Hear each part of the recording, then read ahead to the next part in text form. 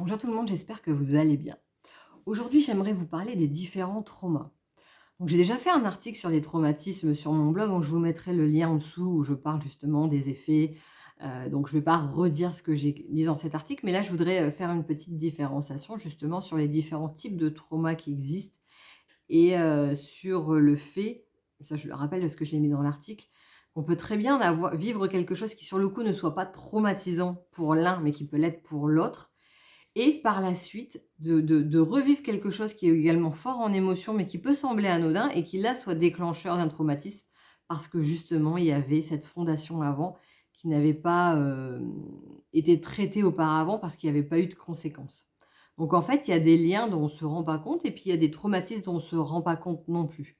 Parce que oui, alors il y a des choses qui semblent évidentes comme, ben, un accident, comme, de la violence, comme une agression, d'harcèlement, un deuil, tout ça. On se dit: «Bon, ben, oui, forcément, ça fait un choc, donc ça peut créer un trauma». Mais c'est le cas aussi de certaines maladies, c'est le cas aussi de menaces, en fait, à répétition, quand on commence à avoir peur, quand on est, voilà, de des rejets réguliers, ce genre de choses, en fait, c'est un petit truc par un petit truc, par un petit truc, par un petit truc, qui fait qu'à la fin, ça fait un trauma. C'est ce qu'on retrouve justement dans des violences psychologiques, où parfois, sortie du contexte, la phrase, elle semble anodine, mais en fait, ça, plus ça, plus ça, plus ça, plus ça, tous les jours, sur plusieurs mois, voire plusieurs années, eh bien, en réalité, ça crée des traumas.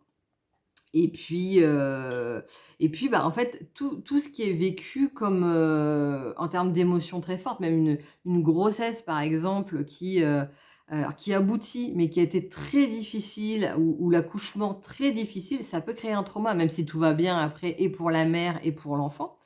Pour autant, ça peut être un moment, traumatisant et si ce n'est pas traité, ça peut se ressentir par la suite dans lors d'une prochaine grossesse ou lors, d'événements de la même manière parce que le trauma n'aura pas été traité justement. Après donc voilà, il y a, plusieurs types de traumas et c'est ça que je voudrais revenir là-dessus aujourd'hui. Il y a le trauma. Alors juste, il n'y a pas de valeur, c'est-à-dire qu'il n'y a pas un traumatisme qui est plus fort qu'un autre ou qui pose plus problème qu'un autre, hein. Les 2 ont des conséquences, c'est juste pour la distinction. Donc il y a le trauma simple. Le trauma simple, c'est quand il arrive quelque chose de manière unique, voilà, ponctuelle, dont on ne s'y attendait vraiment pas. Donc là, on va dire un accident, voilà, un accident de la route, c'est pas prévu, ça arrive, machin. Une agression, un viol ou quoi que ce soit, ça arrive une fois, je m'y attendais pas, j'ai rien vu venir, ça s'appelle un trauma simple. Et il existe aussi les traumas complexes. Là, c'est lorsque on est dans des situations où, comme je le disais, les violences, sont reproduites, c'est prolongé sur un certain temps et finalement, elles deviennent prévisibles. C'est-à-dire qu'on s'y attend. Quelqu'un qui, vit de l'inceste chez lui, bon ben, il sait que régulièrement, il va être peut-être visité, on va dire, dans son lit le soir, un enfant. Quelqu'un qui a de la violence, que ça soit physique ou psychologique, ben, dans son quotidien, il y a une partie d'elle qui est continuellement sur de la peur, sur de l'appréhension et il y a c'est quand même un côté de dire à tout moment ça peut tomber. Donc là, on rentre dans un trauma complexe.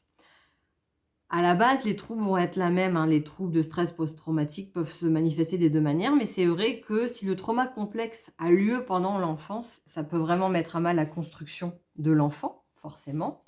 Et ce trauma complexe, dans tous les cas, va amener vraiment à encore plus de troubles psychologiques.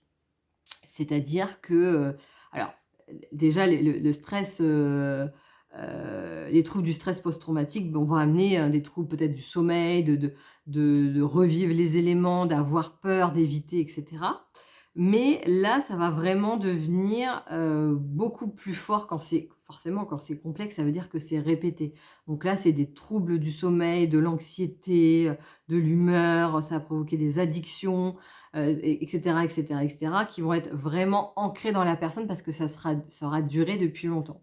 Et bien évidemment, les troubles correspondront à la durée du trauma. Donc plus cette situation aura duré de nombreux mois, de nombreuses années et plus, ça nécessitera de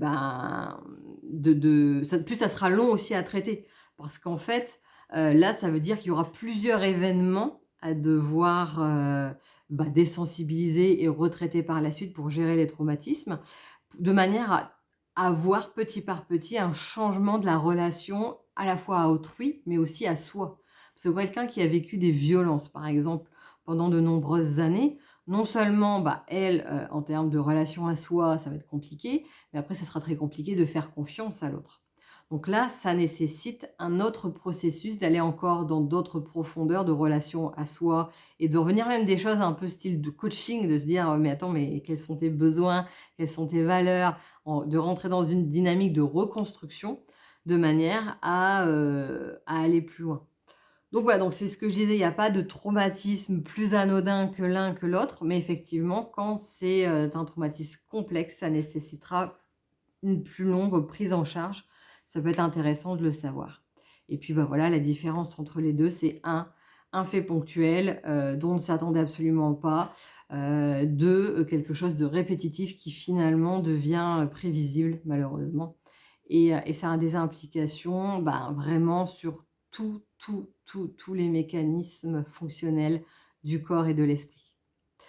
Voilà, donc n'hésitez pas à me dire ce que vous en pensez, si vous avez des questions aussi. Dans tous les cas, si ce n'est pas encore fait, n'hésitez pas à vous abonner et je vous souhaite une excellente journée. Je vous dis à bientôt.